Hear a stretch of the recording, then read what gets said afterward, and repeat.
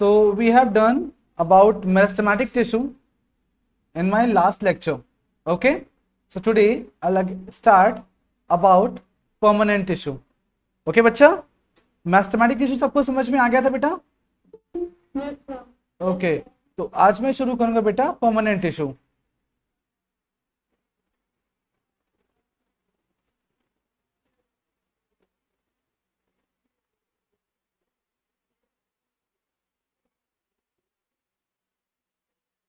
देखिए, जैसे meristematic tissue थे वैसे ही कुछ टिश्यूज होते हैं परमानेंट टिश्यू, और इनके भी कुछ स्पेसिफिक फीचर्स होते हैं। तो हम इनके भी फीचर्स पढ़ेंगे, साइलेंट फीचर्स पढ़ेंगे, इनकी क्या प्रॉपर्टीज होती हैं। देखो बेटा, बहुत आराम से कंपैरेटिवली समझने वाला कि क्वेश्चन आता है आपका परमानेंट टिश्यू और मेरिस्टेमेटिक टिश्यू के डिफरेंशिएट बिटवीन पर। तो मेरिस्टेमेटिक टिश्यू के फीचर्स आपको याद है, उसी बेसिस पे आप परमानेंट टिश्यू के फीचर्स बना सकते हैं। क्या बना सकते हैं? पॉइंट नंबर 1, दीज आर, पहले मैं लिख देता हूं फिर आपको एक्सप्लेन करूंगा। These are older meristematic tissue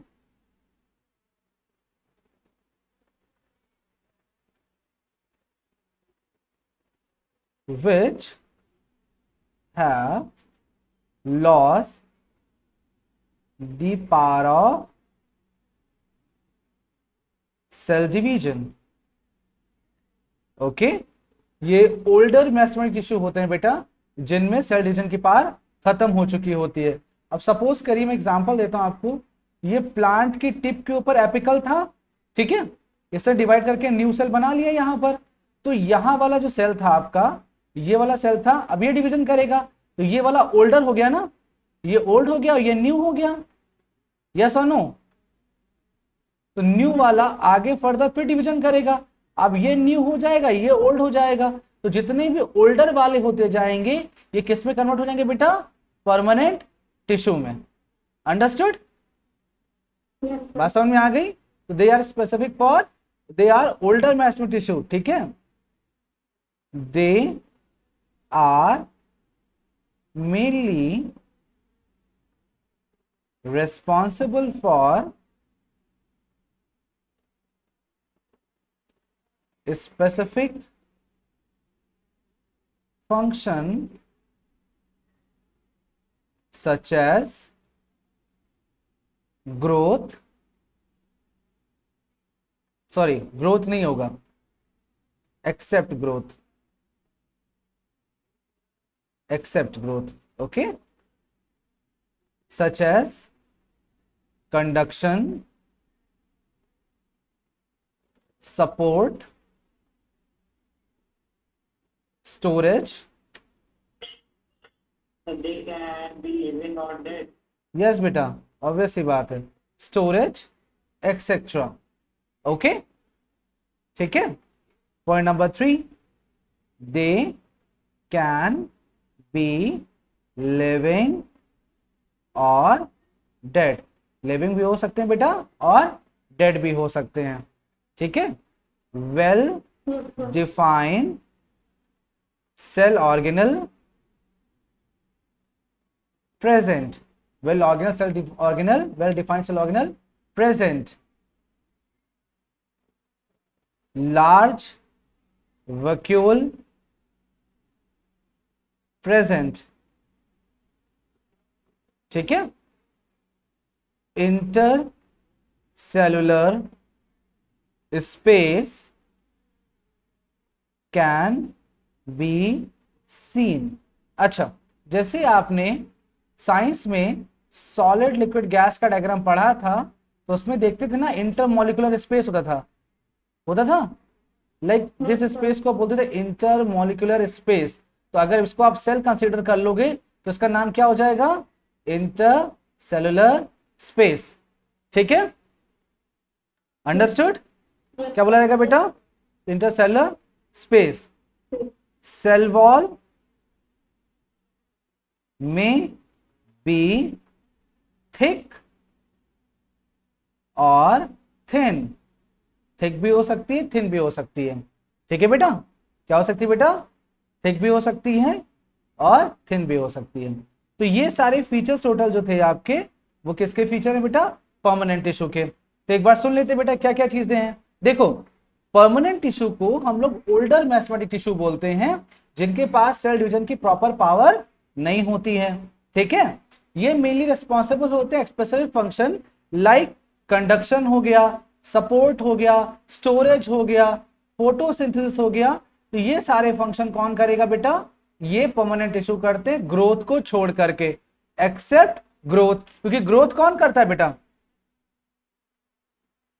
growth के लिए कौन responsible? Meristematic tissue. Okay, permanent tissue growth को छोड़ करके बाकी सारे काम कर सकते हैं। फिर थर्ड पॉइंट आप ही ने बताया कि ये लिविंग भी हो सकते हैं और डेड भी हो सकते हैं। Well defined cell organelle presents होंगी, लार्ज वैक्यूल प्रेजेंट होगा, इंटरसेलुलर स्पेस होगा, ये दिखाई पड़ेगा। सेल वॉल जो हो सकती है थिक हो सकती है और थिन भी हो सकती है। बात समझ में आ गई बेटा? ठीक है, आगे देखते हैं बेटा। Permanent tissue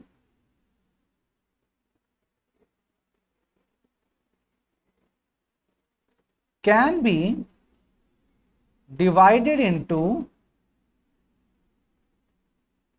3 type. ठीक है, 3 टाइप में डिवाइड हो सकते हैं बच्चा। कौन कौन सा? Simple permanent tissue, simple permanent tissue, B complex permanent tissue, C protective permanent tissue. Okay बेटा, protective permanent tissue. Clear?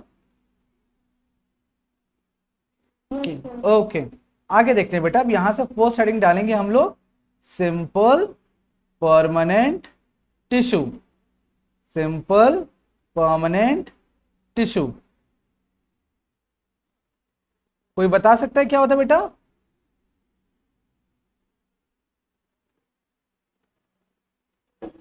Cell which is made up of one type of cell. Very good, very good, very good. क्या define कर सकते हैं? दी group of structurally and functionally similar cells are known as। तो वो दिखा सकते हैं। हाँ बच्चा, दिखा सकता हूँ, बिल्कुल दिखा सकता हूँ। एक मिनट रुक जाइए जरा मुझे। The group of structurally similar and functionally similar cells are known as simple permanent tissue. ठीक है, यानी ऐसे सेल्स जो स्ट्रक्चरली सिमिलर और फंक्शनली सिमिलर हो। देखिए भाई, मेस्टेमेटिक टिश्यू के बाद आप पढ़ रहे थे परमानेंट टिश्यू। परमानेंट टिश्यू के बारे में मैंने आपको बताया कि जो सेल्स होते हैं बेटा, ये ओल्डर मेस्टेमेटिक टिश्यू होते हैं, जिनके पास से सेल डिवीजन की पावर खत्म हो चुकी होती है। ठीक है, these cell are mainly responsible for specific function such as conduction, support, storage, photosynthesis etcetera. ये सारे फंक्शंस परफॉर्म करता है। लिविंग हो सकता है या डेड हो सकता है। वेल डिफाइंड ऑर्गेनल्स प्रेजेंट होती हैं, लार्ज वैक्यूल प्रेजेंट होता है, इंटरसेलुलर स्पेस दिखाई पड़ता है आपको, सेल वॉल थिक और थिन दोनों हो सकती हैं बेटा।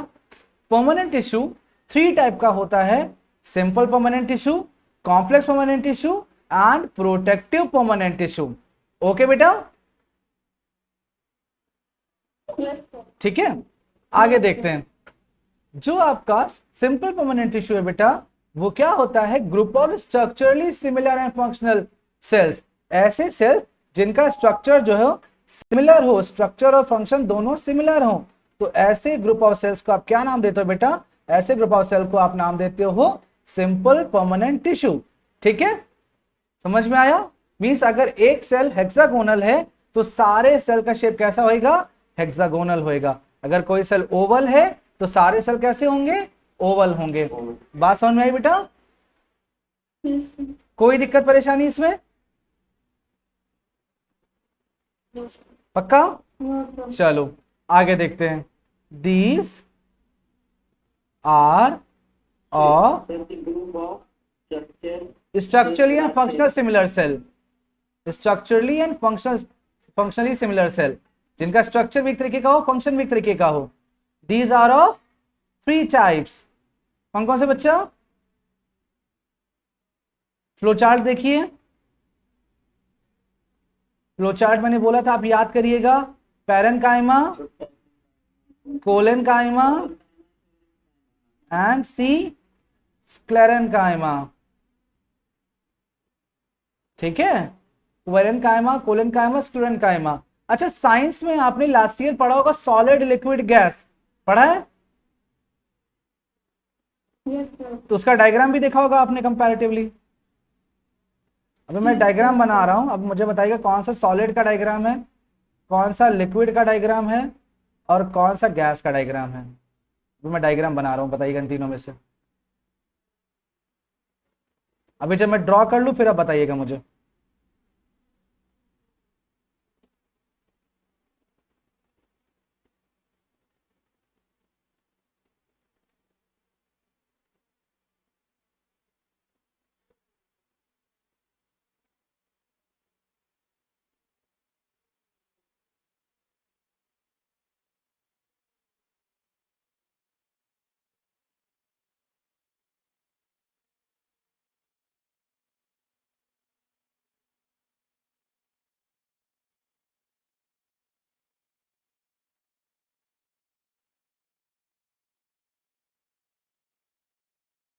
ए बी एंड सी, बताइए। सर ए गैस है, सर बी लिक्विड है और सी सॉलिड। पक्का? पक्का? कितने लोग कह रहे हैं? Yes sir. Which one is solid, which one is liquid, which is gas? Solid का कौन सा है बेटा? And liquid? डी और B. Sir B liquid. Okay, और गैस का? अब ये डायग्राम रिप्रेजेंट करता है पैरेन्काइमा सेल को, ये डायग्राम शो करता है कोलेनकाइमा सेल को, ये डायग्राम रिप्रेजेंट करता है स्क्लेरेन्काइमा सेल्स को। अब बताओ इसमें से सबसे ज्यादा हार्ड कौन सा होगा? समझ में आया? ठीक है, तो अब डेफिनेशन देखते हैं यहां से। ठीक है, क्या क्या चीजें इसमें पढ़ने में आएंगी देखिए। तीनों के फीचर्स में कंपैरेटिवली 1 बाय 1 करके लिखूंगा यहाँ पर। इसको नोट भी करना है। हाँ बच्चा, मैं बताऊंगा तब स्क्रीनशॉट नोट कर लीजिएगा, इसको मैं टाइम दूंगा आपको नोट करने के लिए। ठीक है,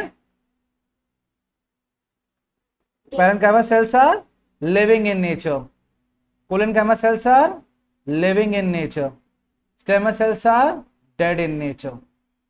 ओके ओके, पहले आप पढ़ लीजिए, सुन लीजिए, समझ लीजिए, फिर नोट करिएगा। नेक्स्ट, सेल वॉल की बात करूं तो thin cell wall made up of cellulose. यहां पे thick cell wall due to extra layer of cellulose.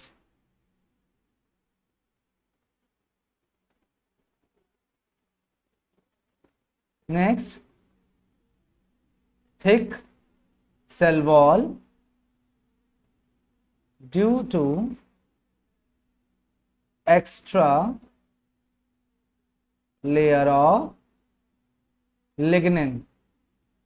ठीक है, एक डेड मटेरियल होता है लिग्निन, उसकी लेयर होती है यहां पर। ठीक है, इंटरसेलुलर स्पेस, आप बताइए। इंटरसेलुलर स्पेस मतलब सेल के, एक सेल से दूसरे सेल के बीच में पाया जाने वाला गैप, किसमें प्रेजेंट दिख रहा है आपको? ए में सर ए में प्रेजेंट है, ठीक है, यहाँ पे हम लिखेंगे आप प्रेजेंट। बी में, बी में, बी साइड में बेटा। सर आपकी वॉइस भी चॉप होती है। मेरी वॉइस ऑफ हो रही है सबके लिए? Yes, ऐसा तो नहीं लग रहा यार। कोई इशू नहीं बेटा, रिकॉर्डिंग पे है, मैं रिकॉर्डिंग आज वो डाल दूंगा वीडियो, कोई इशू नहीं। रिकॉर्डिंग पे है सारी चीजें, ठीक है, कोई दिक्कत नहीं, मैंने रिकॉर्डिंग ऑलरेडी कर रखी है ऑन। ठीक है, सब मिल जाएगा आपको, परेशान मत हो। ठीक है, तो आप खुद बताओ बेटा, इंटरसेलुलर स्पेस यहाँ पे दिख रहा है, बी ए में दिख रहा है, बी में दिख रहा है, सी में दिख रहा है? सारे ए में ए में दिख रहा है, बी में है इंटरसेलुलर स्पेस बेटा? नहीं है, यहां पे लिखेंगे एब्सेंट। क्यों एब्सेंट होगा बेटा? क्योंकि बहुत थोड़ा सा है extra layer of cell wall, क्योंकि thickened cell wall, thickened cell wall thick हुई है, इसलिए उसने क्या किया, इसको कवर अप कर लिया है। और यहां पर एब्सेंट, बिल्कुल नहीं। ठीक है, बिल्कुल नहीं। ठीक है, अगर हम नेचर वाइज देखें तो ये कैसा होता है बेटा? सॉफ्ट होता है। ये कैसा होएगा? थोड़ा सा सर आपकी वॉइस क्लियर है।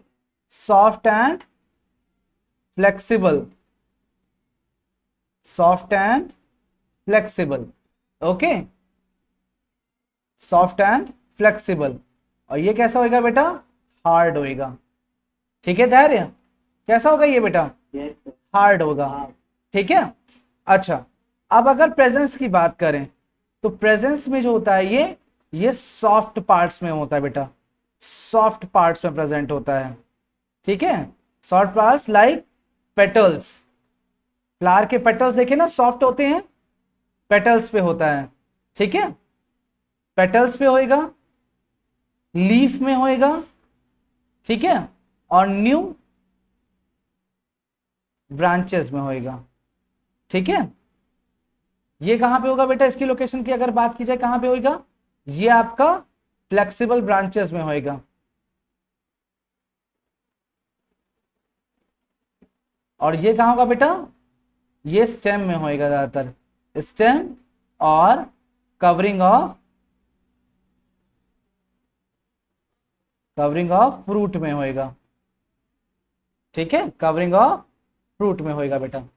ठीक है, कवरिंग ऑफ फ्रूट में मिल जाएगा आपको। जो पैरेन्काइमा होते हैं बेटा, इसमें वेरी लिटिल सेल डिवीजन होता है, very little cell division. Okay, very little cell division, no cell division इसमें, और यहां पे लास्ट वाले में भी no cell division. Okay okay, no cell division, clear? Last वाले पार्ट में भी नो सेल डिवीजन। अब मेनली अगर बताया जाए बेटा तो एक क्वेश्चन आता है आपका फंक्शंस के बेसिस पे। ठीक है, तो फंक्शंस वाला टॉपिक हम लोग यहां लिखेंगे। फंक्शन हेडिंग तो आपको याद ही है, यहां पे पैरेन्काइमा, यहां पे मिडिल पे कोलेनकाइमा और साइड में स्क्लेरेन्काइमा, है ना? कि यहां लिख दूं ऐसा करके? यहां लिख देता हूं पैरेन्काइमा, यहां पे पैरेन्काइमा, यहां पे collenchyma and last one sclerenchyma. Okay बच्चा, अब देखिए फंक्शन वाइज देखते हैं। तो सबसे इंपॉर्टेंट पैरेन्काइमा, इस पर क्वेश्चन आएगा 2 मार्क्स का, क्योंकि इसके फंक्शन थोड़े से ज्यादा होते हैं। क्या? जैसे पहला फंक्शन क्या है? इसकी सेल वॉल कैसी होती है? थिन सेल वॉल होती है, बोलिए यस और नो। तो इसकी वजह से ये हेल्प करता है कंडक्शन में। ठीक है, conduction of water and food from one cell to another. ठीक है, वन टू अनदर। ओके बच्चा, ठीक, कंडक्शन हो गया। दूसरा उसके पास लार्ज वक्यूल होता है, तो इसकी वजह से क्या कर सकता है? ये स्टोरिंग भी कर सकता है। ठीक है, समझ में आया? तो स्टोरिंग भी कर सकता है। तीसरा सॉफ्ट होता है बेटा, तो हेल्प करता है पैकिंग में, पैकेजिंग में हेल्प कर देता है, कवरिंग बनाने में। भाई किसी बर्ड को देखा होगा कवर कर लेता है, फ्लावर का जो सॉफ्ट पार्ट होता है कवर कर लेता है, तो वो किसका बना होता है? ये पैरेन्काइमा का बना होता है। ठीक है, अंडरस्टूड बेटा? ठीक है, और जानते हो क्या? इफ इंटर सेलुलर स्पेस और inside cell air cavity is present,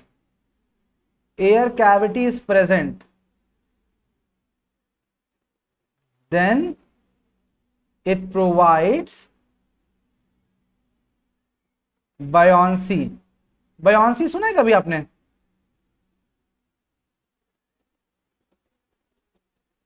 बयासी सुना है? No, sir. नहीं सुना। No, sir. आपने पॉन्ड देखा होगा, रिवर देखी होगी, जो इनके सरफेस पे देखा है ऐसे फ्लावर या लीफ के पार्ट ऐसे करके ऐसे फ्लोट करते रहते हैं, देखा है ऐसे करके, Yes, sir. डूबते नहीं है, देखा है ऐसे करके? Yes. ठीक है, ये आप देखते होगे, आप जो स्विमिंग पूल जाते हो तो ऐसे ट्यूब डालते हो उसमें पानी में ऐसे करके, और इसमें आप ऐसे करके बैठ जाते हो बीच में, यहां पर आप बैठ जाते हो। ठीक है, क्या कभी ये सिंक होता है नीचे की तरफ? No, sir. क्यों नहीं होता बेटा? क्योंकि इस ट्यूब के अंदर भरी होती है एयर, और ये एयर की डेंसिटी वाटर से लाइट होती है, इसलिए ऊपर की तरफ फोर्स लगाए रखता है, बायोंसी प्रोवाइड करता है, और आप इजीली ऊपर फ्लोट करते रहते हो। यही होता है ना?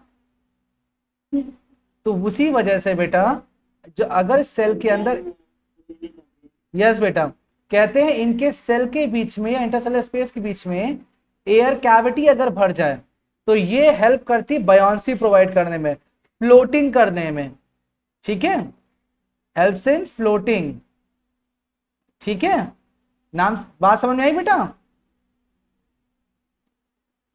Yes. भाई आप देखते होगे जो वाट ट्यूब होता है जिसमें हवा भरी होती है, उसको लेकर के अगर आप पूल के ऊपर बैठते हो जाकर के, तो क्या आप उसमें सिंक हो जाते हो या ऊपर फ्लोट करते रहते हो? और कितना भी उसको प्रेस करो, अंदर जाता है पानी के वो? अगर जाएगा भी तब भी बाहर आ जाता है, होता है? यस और नो? तो इस तरह को क्या बोलते हैं बेटा? बायोंसी कहते हैं। ठीक है, और ऐसे पेरेन्काइमा को, and the parenchyma is known as, air होने की वजह से क्या नाम दिया था इसको? एरेनकाइमा। ओके, क्या नाम दिया जाता है बेटा? एरेनकाइमा। एयर है तो एरेनकाइमा। बात समझे बेटा? Yes, sir.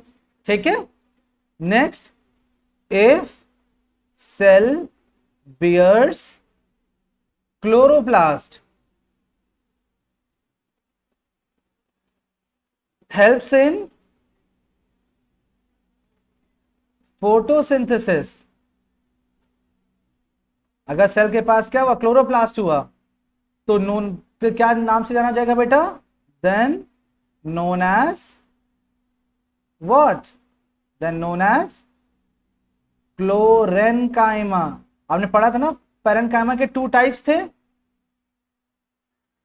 Yes, sir. ठीक है, तो ये इसके टोटल 5 फंक्शन हो गए। पहला फंक्शन कंडक्शन, दूसरा फंक्शन स्टोरिंग, तीसरा फंक्शन पैकेजिंग, चौथा फंक्शन अगर बायोंसी प्रोवाइड कर रहा है तो एरेनकाइमा, और अगर फोटोसिंथेसिस कर रहा है क्लोरोप्लास्ट होने की वजह से, then it is chlorenchyma. Understood बच्चा? Yes. क्लियर हो गया? समझ में आया ये चीज? Yes, sir. धैर्य, समझ में आया बेटा?